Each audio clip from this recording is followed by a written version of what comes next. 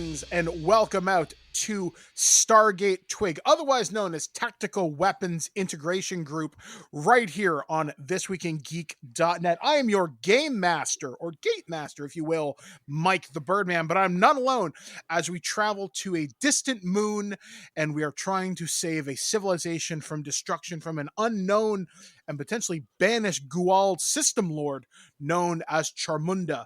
I am joined from the great city of Kitchener by Alex playing Dr. Bob. And of course, from the Garden State of New Jersey, Ken from this anime podcast. And finally, from the lands of Saskatoon, JT from Saskatoon.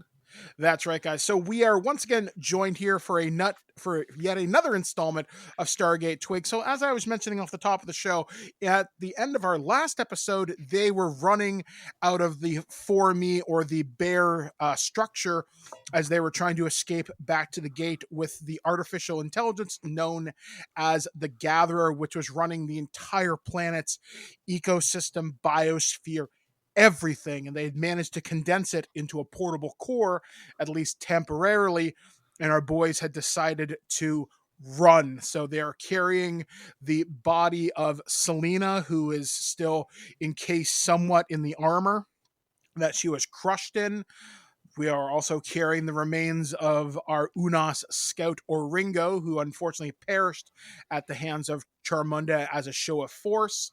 And when you had left the facility, you were outside in the nuclear winter that was the For-Me moon, and there is a blistering snowstorm.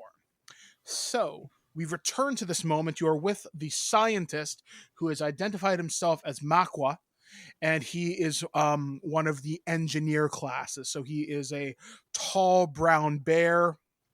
He's got kind of like not quite tribal markings on his face, but his clothes indicate that he is not of the elders. He's definitely something different, maybe even what would be considered their scientist supreme, so to speak. So you are running outside and you hit outside and there's this unbelievable snowstorm, but as you look up into the sky and you can see, just like I said, just white clouds, and it gets more and more intense as you look up the whiteouts, but you also start to see the sky glow a dull red, like there's something on the horizon.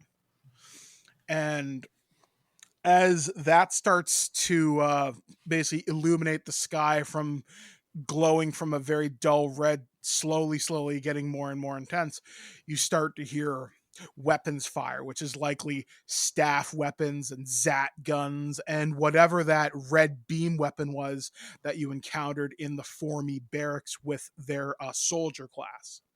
So, Dr. Bob and Saul and Carter, what are you guys going to do? The scientist says, we got to get transport. We got to get to the sacred ring. Oh, I'm holding a head.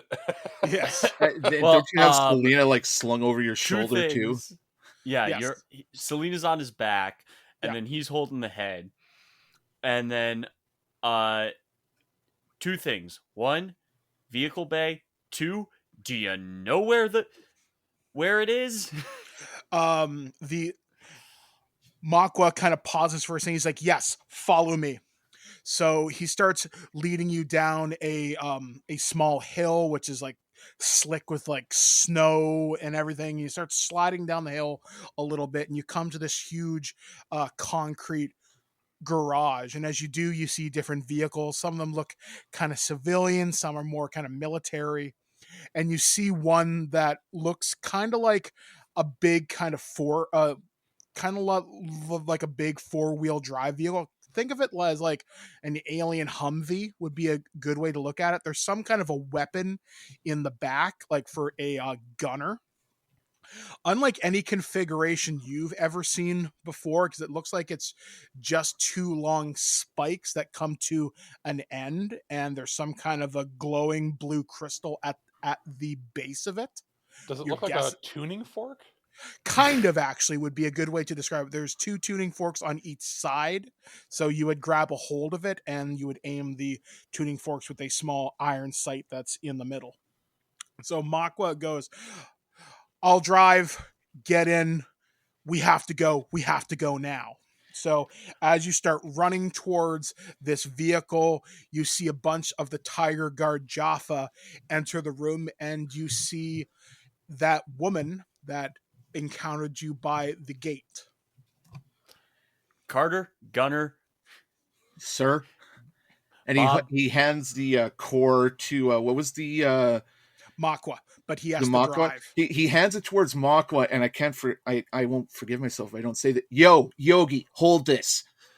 He looks at you and he looks very bewildered, but he's like, and he kind of starts to do the vehicle kind of startup sequence, and he goes, it's gonna take me a few cycles.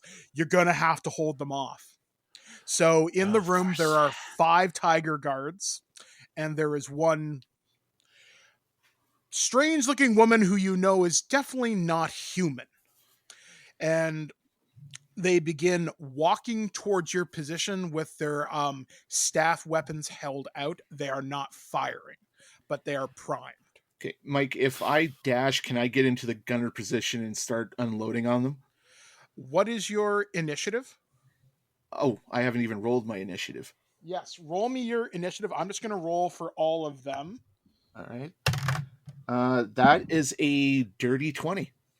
I only got a 14, so you go first. Okay, yeah. So Carter on me. hands the core we all want to roll? Yes, all roll. Okay. Yeah. Okay, yeah, 13 till for they're me. done. So it goes Carter. 18. I have an 18. Okay, so it'll go Carter, then Dr. Bob, and then Saul, and then the Tiger Guards and the woman. Yeah. So, okay, Carter, you're up. Yeah, Carter, like after he hands the core to Makwa, he books it to the alien Humvee and clambers into the gunner position. And is that just going to take my whole action? Or yes. Would I be able to? Okay, yeah. So he does that. Is it fairly simple, like just point and shoot? Basically, when you touch the metal that would be the weapon operation thing, basically the trigger system, you do fit your hands into like fitted gloves that are there, and you almost instinctively know how to aim. It's like the gun is interfacing directly with you on a neural level. So does he you kind of feel feel this like connection to it. Yeah, and as he like connects and he feels that connection, he just swings it over to point at them. He's like, I'm gonna enjoy this. You get an attack of opportunity. As far as I'm concerned, you are now rolling with advantage because you rolled a dirty 20. So okay. I'm going to allow it. And am I adding anything to this to hit, or just you are rolling an extra D20? And you no. I mean like with my weapons, I have like plus whatever to hit. So this is just 2 straight 20 rolls. This would be a dexterity based roll, as far as I understand. Okay. That's an 8 and an 18. The 18 definitely hits. What do you want to do? I will allow you, because you rolled so well, you're going to do... There's a thing in D&D 5th edition they call inspiration, and I'm going to grant you some inspiration. So name a stunt or something cool you want to have happen, providing it's not game-breaking. It may happen. He's going to fire a shot just in front of the Tiger Guards, so the resulting explosion will hopefully lay them all in their asses. Okay, so you fire and these 2 giant green energy pulses fly out. The balls roar out with this unbelievable wave and pulse energy, so much so it blows your hair back and it kind of clears the deck around you as everybody feels the energy coming off of this thing, and it knocks the Tiger Guards flat on their ass. And I'm going to roll for this one because I think it's cool. You completely vaporize one of them. Like he explodes. Like wet explosion or dry explosion? Dry explosion. Like he pops, and the woman stops, puts her hand out, and looks at you, and for just half a second, you see a recognition of potentially fear. So, Dr. Bob, what are you going to do? You just saw this Tiger Guard get liquefied, basically. I was going to say, am I already... I wasn't told to go on the gunner, so I don't even know if I've grabbed it. No, Yeah, you can be either in the side seat, so there's the driver's seat, there's the side seat, and then there's one seat behind the gunner, who would be the most protected in theory. I'm going to be in that protected seat because I got a severed head and I've got all the... I have all of the, I guess, supply equipment with me, right? So yeah, and Selena. That's right. I am going to check on Selena's condition. She is getting slowly worse just because she is being bounced around a little bit. You're pretty sure she hasn't broken her neck, but internal injuries, you're not 100% sure. And I've already administered what care I can without getting to better equipment. So now she was in that sort of exoskeleton suit, right? Yes. Was there any... I was going to say, it's just a suit. It wasn't like it had extra weapons or anything on it, right? There is stuff on her belt that might be a grenade, but you've also never seen it before. It could be an alien protein drink for all you know. Okay. Is there like a body cam at all? No, not that you can see. There's nothing obvious anyway. Okay, my initial thought was maybe I can see the events that led up to her capture, but that will have to wait till she's better and we can find out what happened.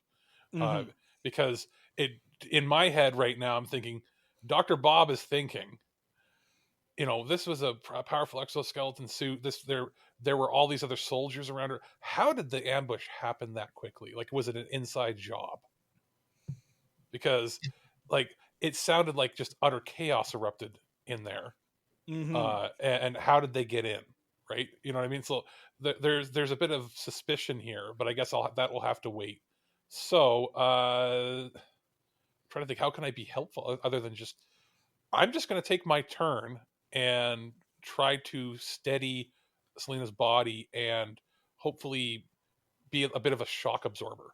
Okay, so what you do is you throw open the side door, you place her in as gently as you can, make sure her head is supported, you make sure she's as comfortable as she can be.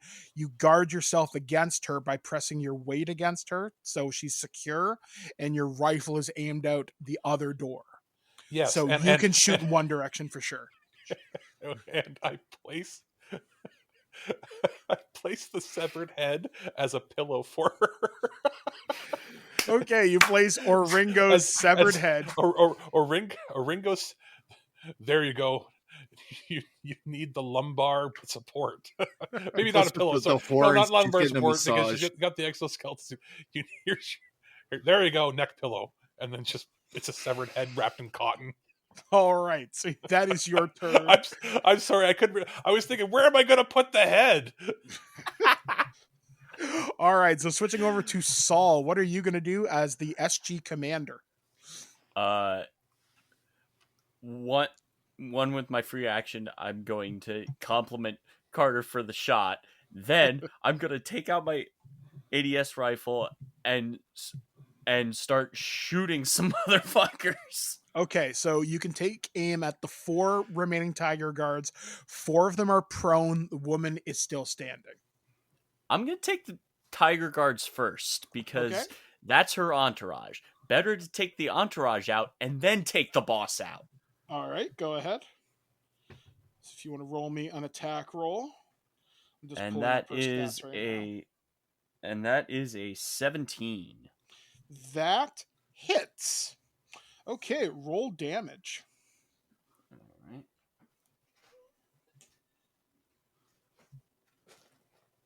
Where's...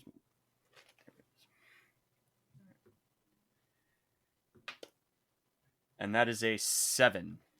Okay, so what happens is... For the regular lightning damage. Okay, so you strike one of the Tiger Guards dead in the chest. It knocks him back. As a special effect, the lightning arcs to the next guy closest to him. So you take out 2 in one shot. They are damaged. Their armor ripples. It looks like it bounced off some kind of an energy field, but you've definitely taken a chunk out. Like you can see a visible tear in the force field around them. And the guards kind of look at each other back and forth for just a sec. Like you see their giant kind of headpieces look at each other.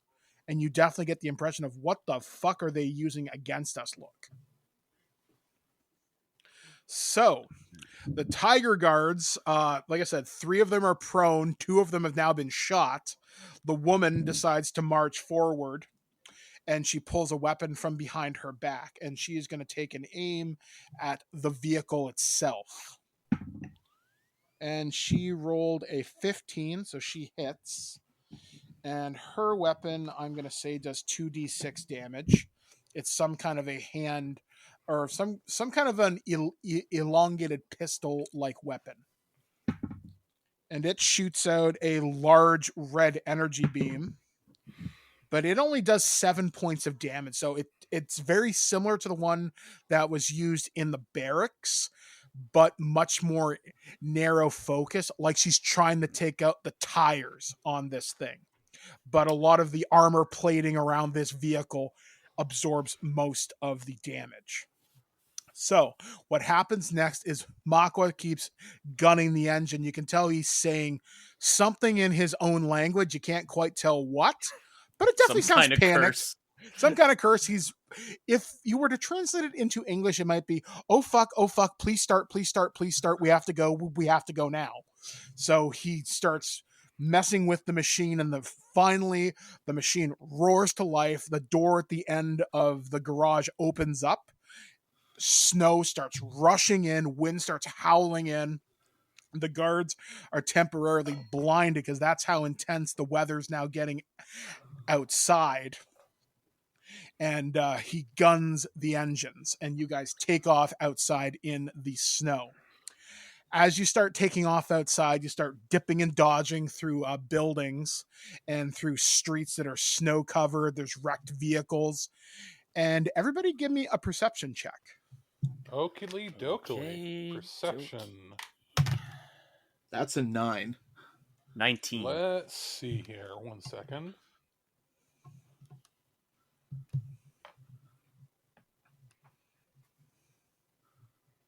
Natural 20.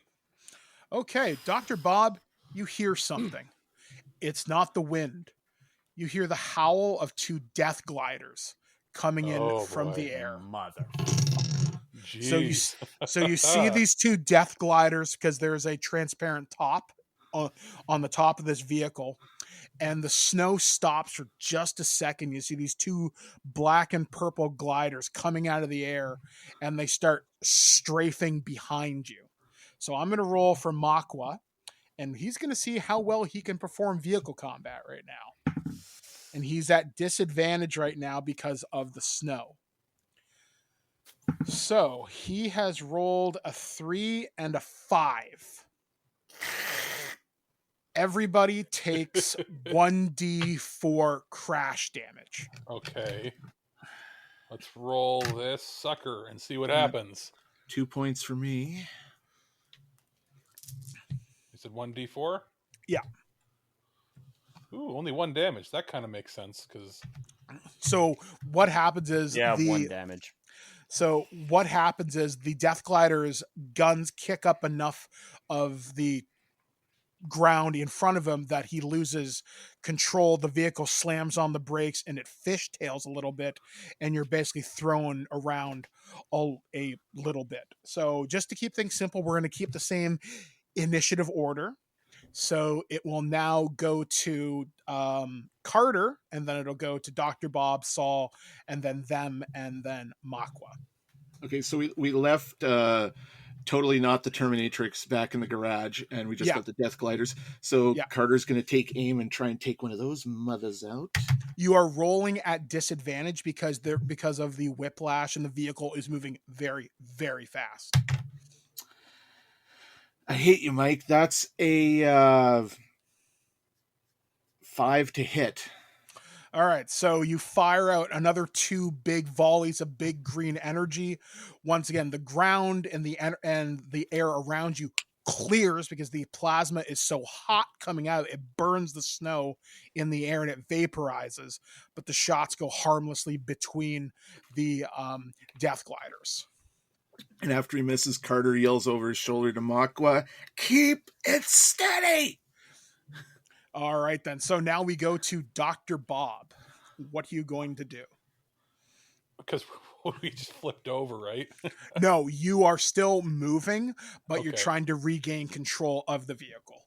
Okay, I am going to hold on to Selena and try to stabilize her body. Okay, so you grab hold of her with your massive Unas frame. You're using all the muscles that you possibly can to try and keep her neck steady and keep her encased in the armor just so nothing can move. She kind of lets out a little bit of moan of pain, like the drugs are starting to wear off, but she's still alive as far as you can tell. So you can try and do any additional first aid. You could look on her body. You could maybe poke your head out the window and take a shot at the death gliders. There are sensors. That's what I'm going to do. I'm going to take my lightning pew pew pew pew gun, and I'm going to see if I can take a shot at them. So I'm going to roll. What do you want me to roll? I want you to roll dexterity. You are rolling with disadvantage due to the whiplash and the conditions. I had a feeling. Roll dexterity. Yep. And don't forget to add your to hit as well. Okay, 1 second here. Rolling dexterity. And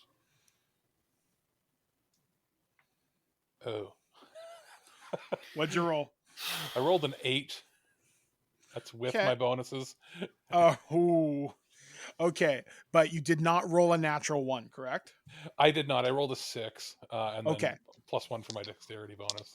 Okay, so what happens is you kind of lean out the window, you fire one-handed because you don't really have a really good angle at this particular time. The shots go wide, and they just kind of crackle harmlessly between these death gliders.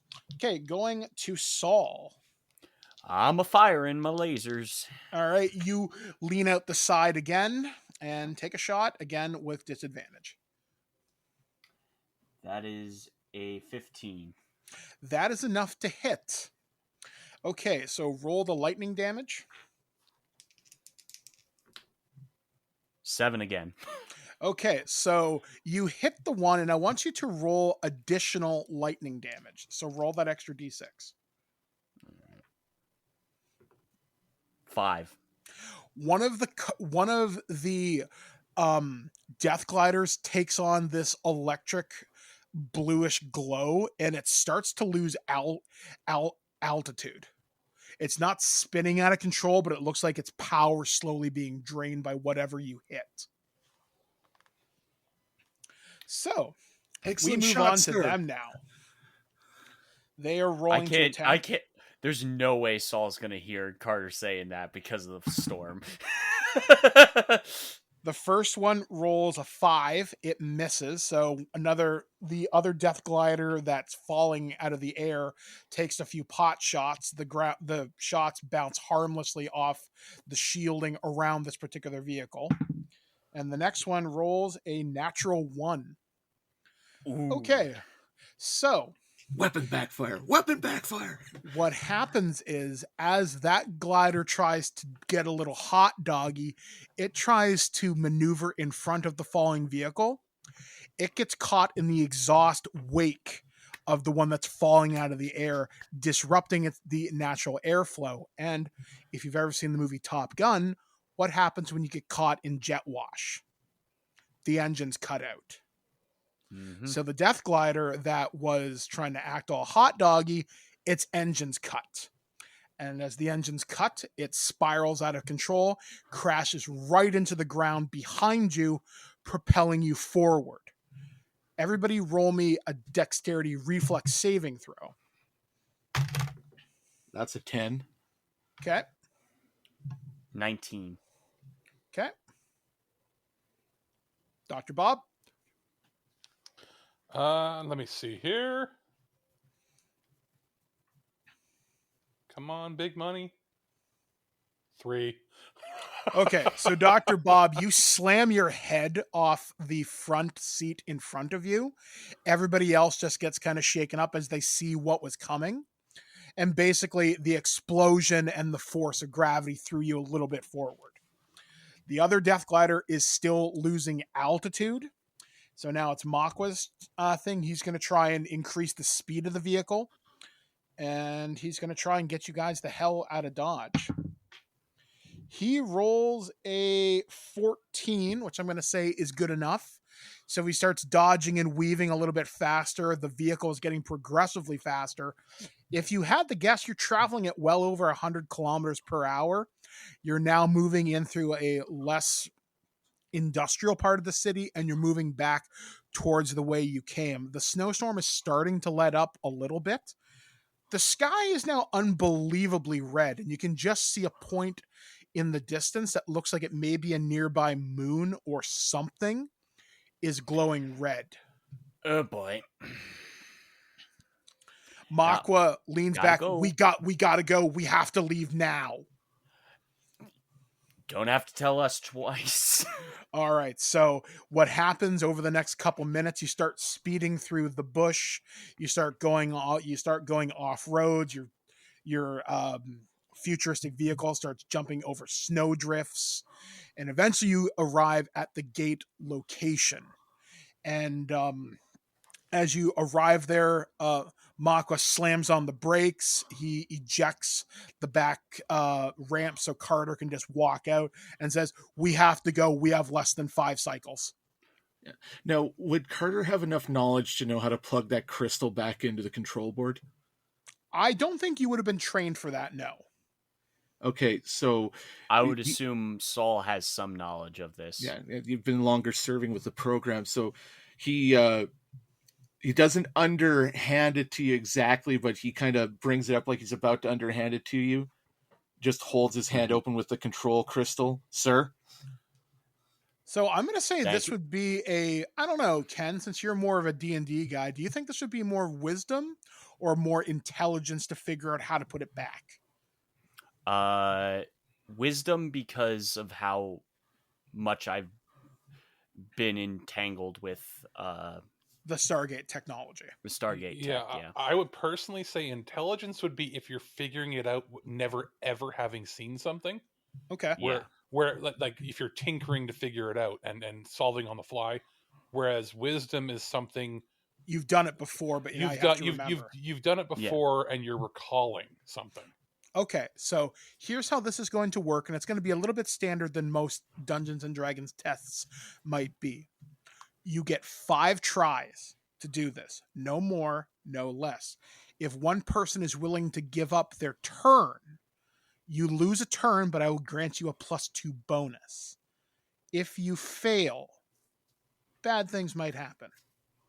So, what do you want to do? Multiple people can give up their turns as well, thereby giving you another +2 bonus, but that's one less turn you have. I'm giving up my turn. Okay, so you have 1 +2 bonus. You have 4 tries. Yeah, I Carter, keep your turn.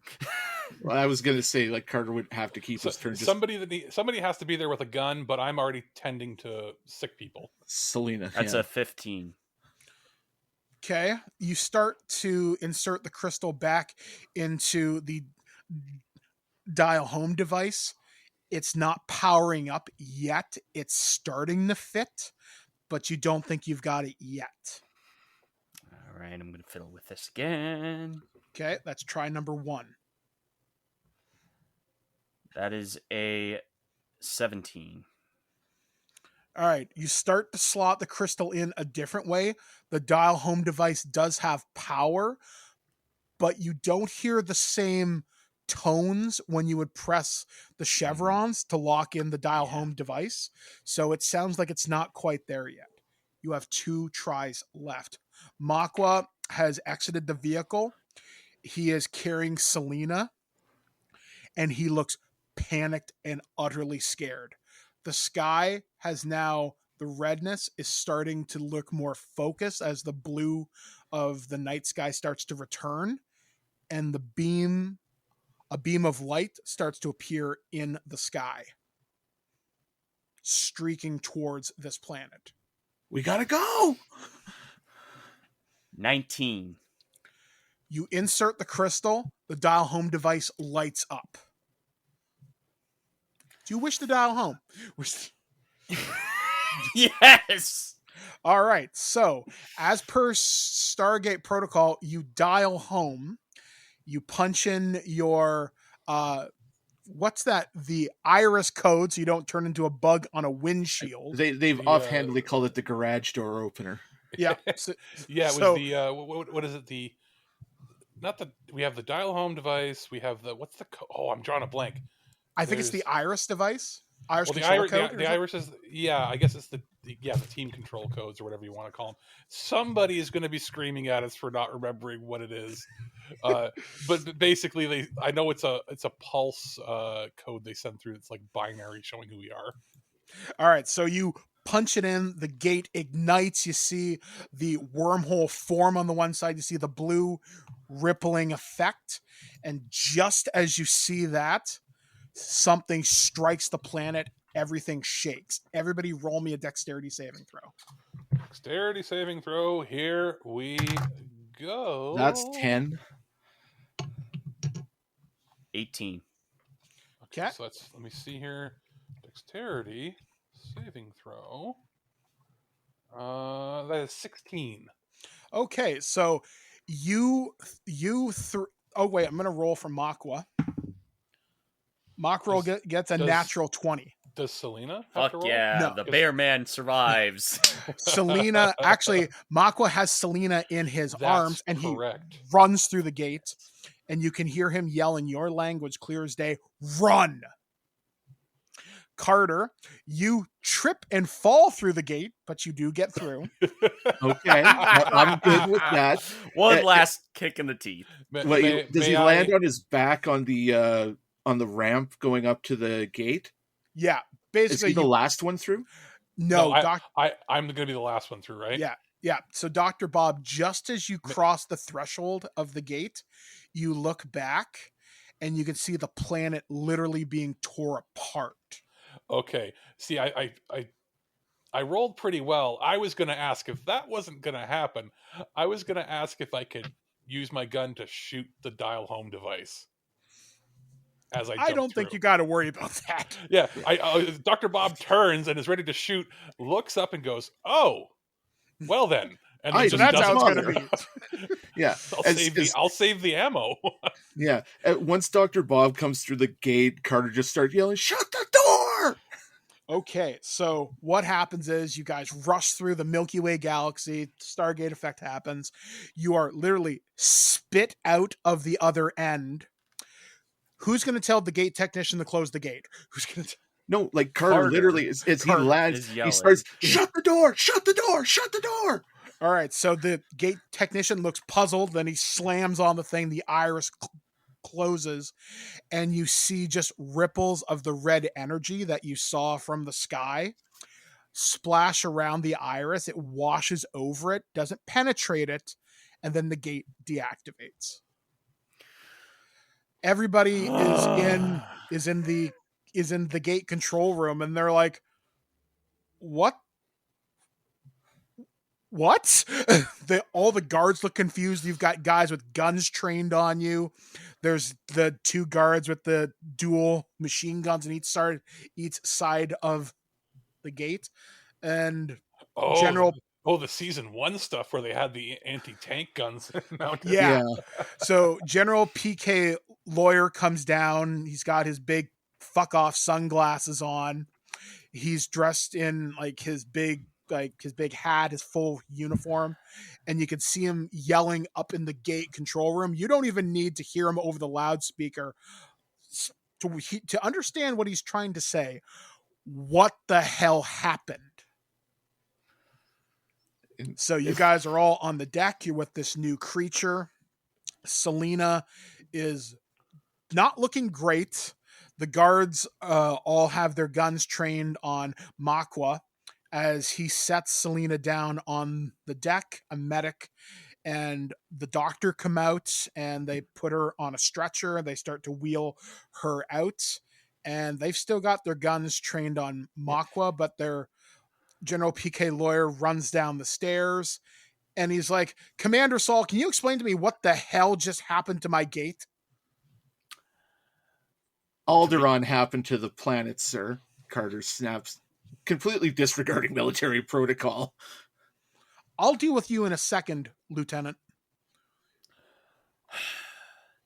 Sir, everything basically went to shit. You will be debriefed in 1 hour. I suggest you tell me. Understood, sir. I suggest you prepare a good story. And what about your friend here? They point at Makwa, who's surrounded by people with rather large guns. Makwa looks very, very like, I thought you people were friendly. This is Makwa. He helped us escape the planet before it, well, went boom. Let's just say it doesn't exist anymore. What do you mean doesn't exist anymore? I think red light, and then no planet. Makwa looks down and he's like, that means I'm the last one. It does indeed. And you can just tell he looks unbelievably demoralized. And I just show him a little look of sympathy. He kind of puts his... He has a very, very long face, obviously being part bear, but he looks down at the floor and you can just see the weight of 1,000 dead children on his shoulders now. Like that look of utter defeat. And he pulls out the AI core, the Gatherer, and he goes, I hope it was worth it. So, over the course of the next hour, what you all want to do before you meet with General PK Lawyer and the debriefing team? Well, being a weapons guy before he joined up with this craziness, I think Carter would take, because we've got, 3 of the ADS rifles? Yes, plus whatever tech is in Selena's suit. Yeah. If it can be salvaged. Well, I guess he would first, not requisition, you'd be handing catalog? it over to R&D. Yeah. Yeah, we'll catalog the 3 rifles with R&D and then go and clean himself up and get ready for the briefing, because he'd probably think about the armor, but given that it's still wrapped around Selena like so much tinfoil, he doesn't really have anything to do there at the moment. Yeah. Okay. And so you hand over your... Before anything else, I'm picking up Selena and just walking to the med bay. All right. I'm not even acknowledging anybody else. I'm just the medics just get the fuck out of your way. I'm going to assume that there's always a medic. You know, that there's the little nurses or medic team that always come when you do a crash return. And nothing's even said. I just pick up her body, give him a look, and we start walking. All right. So you start heading back towards the operating theater, and Selena's in rough shape. Basically, they start cutting the armor off her with some kind of an advanced plasma torch. And the doctor says she has massive internal injuries, probably a brain bleed. She's got something wrong with her spine. She might walk again. They don't know. She'll be in surgery for the next couple of hours at least, and that's just the stabilizer. But you did save her life. Does Bob not have... Did he ever get a sample of the healing goo? You don't know. You tell me. Did you? I don't remember if I you asked for it, but I believe you did grab one. Yeah, I yeah. You know what? yeah. I believe so. As we were going, I stoinked one. I think. 5-finger discount, or sorry, 3-finger I discount. mean, I do walk around with a big doctor's lab coat, and I probably pilfered a bunch of stuff. I'll let you have it because I think it's interesting. So if you want to note that down on your character sheet, and it's going to be All spelled right. FORMI, so for me, medical Formy? gel. Yeah, for me, medical gel. Medical gel. I ganked. Such a Yoink. lovely term. I Yoink. ganked it from the lab. I wrote that down. Okay, so as you watch Selena in the operating theater, General PK Lawyer stands beside you. He's a little less kind of stressed out now, but he looks back at he looks at you. He looks at Selena. I notice you're short a member. What happened to the other Unas?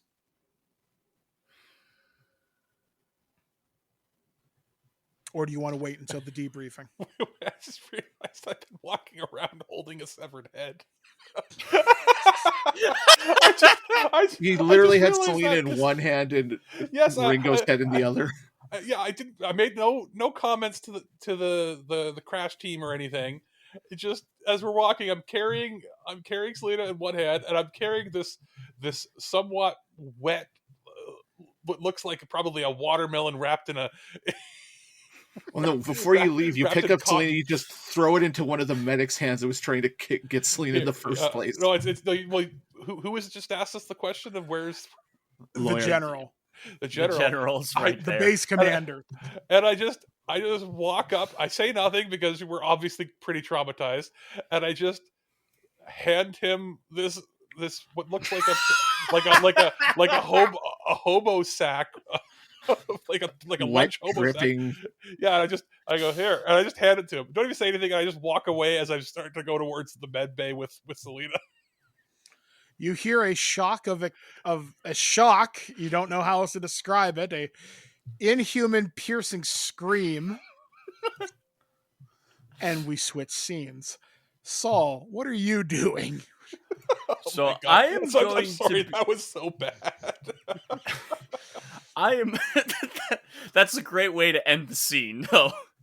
All right, so it cuts to Saul, talking with our, for me, the last for me, as Makwa. it seemed, or the Makwa, yeah, and we're basically just in. I would assume some kind of small interrogation room. Yeah, that we're just using at the moment. You would be in what would be the equivalent in Stargate SG-1's seasons in the meeting room. So there's like an overhead projector, nice table. All right. And I just go to him. Look, I understand where you're coming from. You're literally been through the ringer in the last 20 minutes to a half hour. And the problem is I and my team need you just for a few more minutes to sort of explain from your perspective what happened in those last few moments of your planet. I know it's hard. He again looks at the floor. You can see his eyes are wet from probably crying, or what would be the equivalent to his species. And he goes, I'll do what I can. He sets down. Saul just walks up to. Obviously, we're probably just sitting across from each other. Yeah. And Saul just gets up, and he walks over to him and just gives him a hug. He acknowledges your show of support, and he goes, I don't know what to say. Hundreds of thousands of years of history are just gone. Everything my people are is with me now.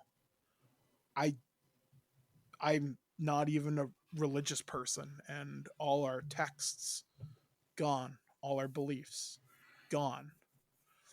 And you hear a small kind of a prissy kind of voice pipe up, goes, well, not entirely, engineer. And it's the sound of the AI core. And as you set it, and Makwa sets it down on the table, I said it's about the size of like a softball. And it glows, it kind of floats between blue and green. And it looks like a miniature Makwa type person. And goes, I have extensive records of the entire history of your planet dating back to when your people first learned how to walk, when your people first discovered farming. Your species is not as lost as you may think it is. So that's how that scene ends. So about 45 minutes later, you were all brought into the meeting room, and General PK Lawyer's there. You see the doctor that you met before, Dr. Laura Stone, I think her name was. And she sits down, sorry, Dr. Florence Stone. So you sit down across from these two people, and the general just kind of takes off his hat, takes off his glasses, and goes, SG-TWIG, what the hell happened out there?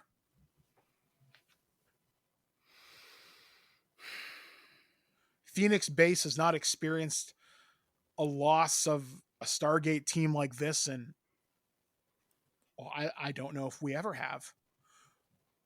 We've had people hurt on a mission, but not like this. He looks directly at Dr. Bob when he says this. Just very, it's like, yeah, that put a declarative statement on that. Sorry, it's the head, isn't it? I understand if that's a practice of your culture, just maybe give us a little bit of warning.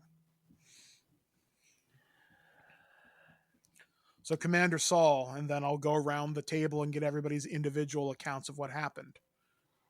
What happened on that moon? We encountered a new member of the Gwald, one that we have not previously been privy to. Not even the Gwald themselves have knowledge of her presence at the moment. He goes, her name's Chamunda. I thought we knew all the Gwald system lords. And Lawyer looks over at Dr. Stone and goes, I don't recognize that name, but I can have one of our linguists look it up, see if it links to any Earth culture. And she goes, I'll get on that as soon as we're done here. Okay. And she interrupts the general, goes, what did this system lord want? I mean, this sounds like, if the impression looking at your team and what happened to one of your team members, Selena, if that's any indication of this Gwald's power, then I think this is something we should definitely be worried about. Again, to you, Commander Saul, what did this person want? She wanted control over this, and he puts the softball on the table. The softball lights up. Again, the little holographic projection speaks up and goes, you must be the Tari commander known as General Lawyer. I am the Gatherer. I was in charge of the Formie species. I understand you probably have a lot of questions, but I will answer what I can. But I will require access to your technology. I do not recognize this place. What are you all going to say to that?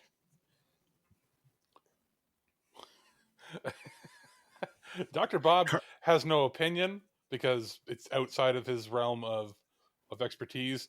Alex is thinking, fuck that. Yeah, that's just me meta thinking here.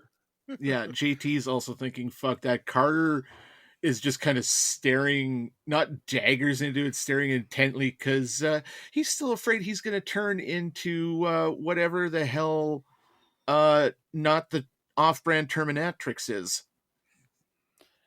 And Saul's going to Saul's literally just going to address the AI and go, look, at the moment, we need a little bit more information, and I apologize for us being a little untrustworthy at the moment. But we need to be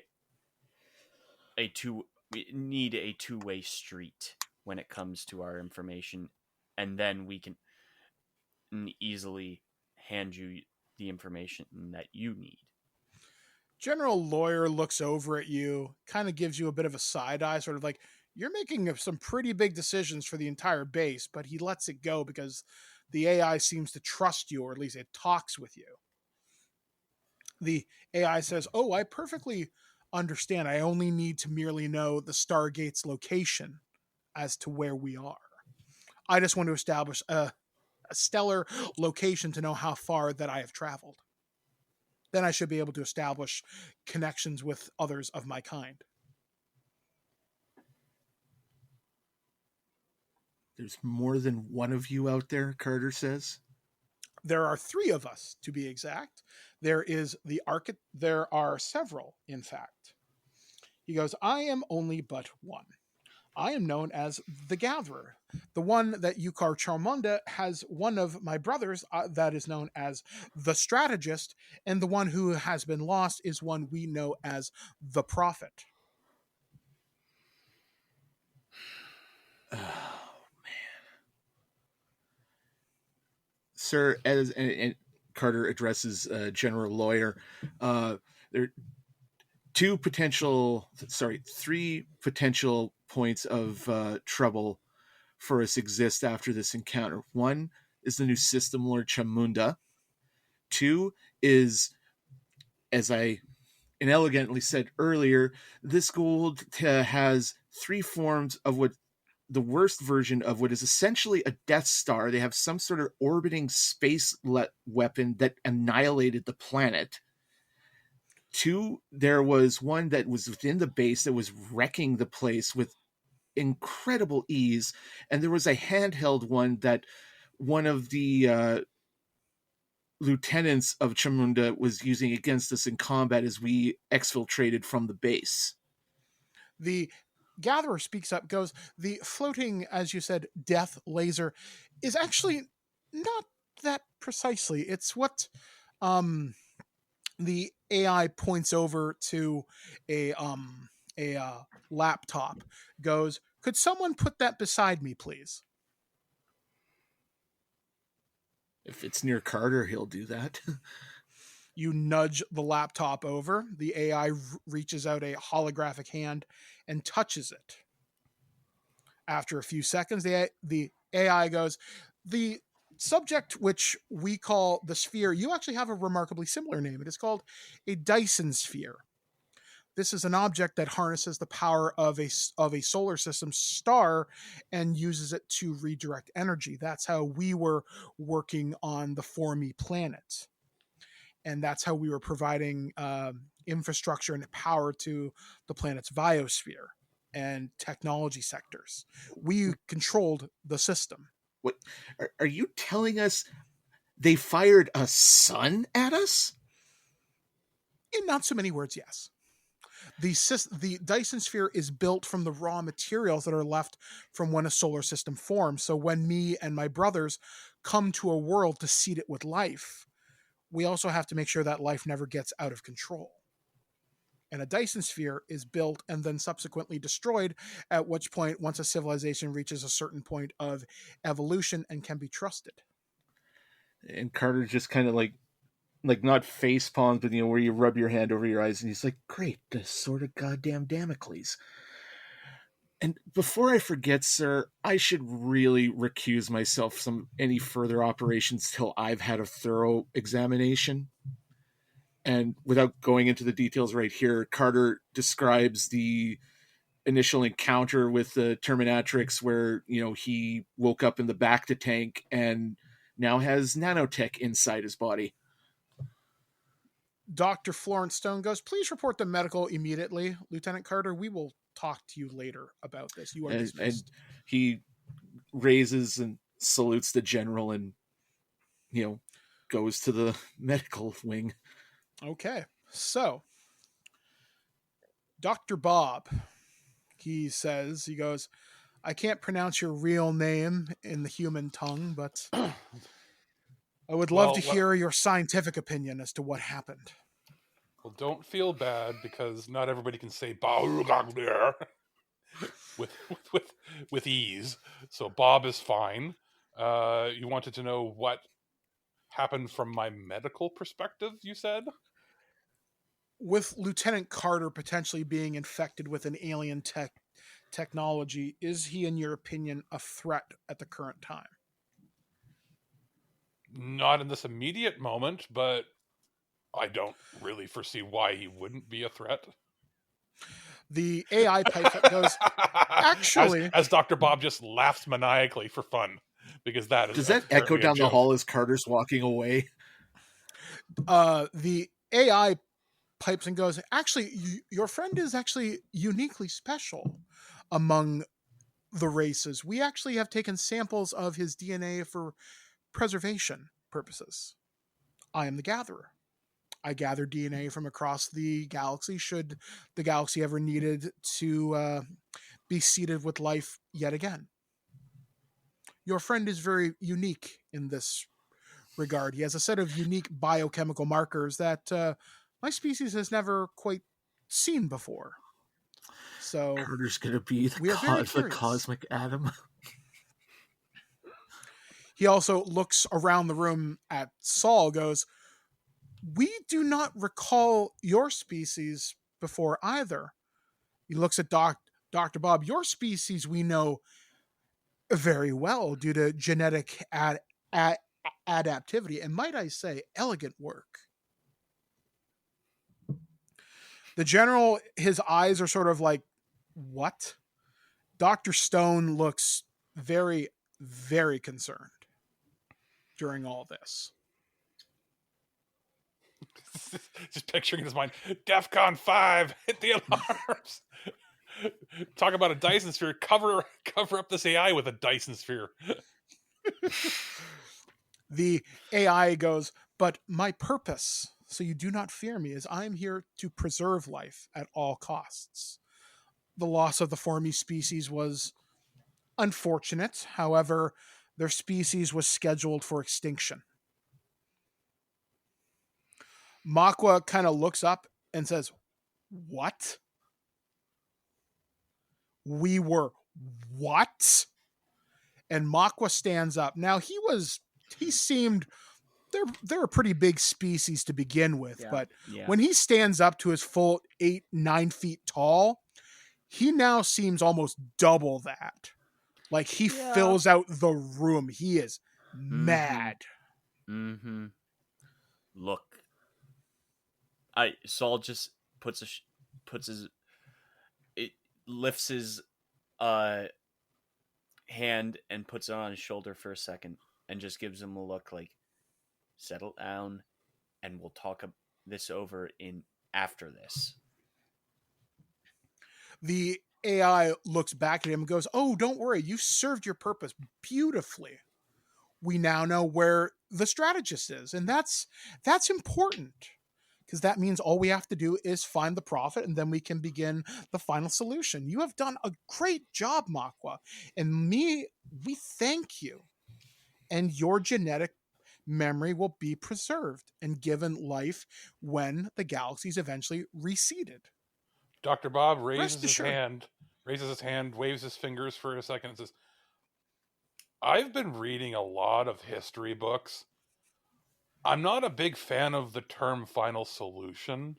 I don't know if anybody else is, but if you're unfamiliar, that's not a great part of your history. And I don't know if there's something lost in translation, but I don't know. I'm just, a doctor. And then just gets real quiet. The AI looks over at you, Dr. Bob, and roll me perception. Oh boy. Here we go. Perception. Ooh, that's good, actually. Let me see if I've got any bonuses to it. That would be 21. Looking at it, it was not a natural 20, but with my bonus, it's 21. Looking at the AI, when he starts explaining what he was just saying, you catch a ripple in his AI, like a visible light change for just a second. You don't know what caused it, but when he starts talking about the final solution, his energy changed, but only seemed perceptible to you.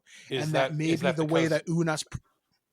It's because I see a visible light that's slightly different, a visible spectrum. Yes. Yeah, you see a slightly different... I'm not saying anything or even showing that I let on that I saw it, but I am making a note of it. Okay.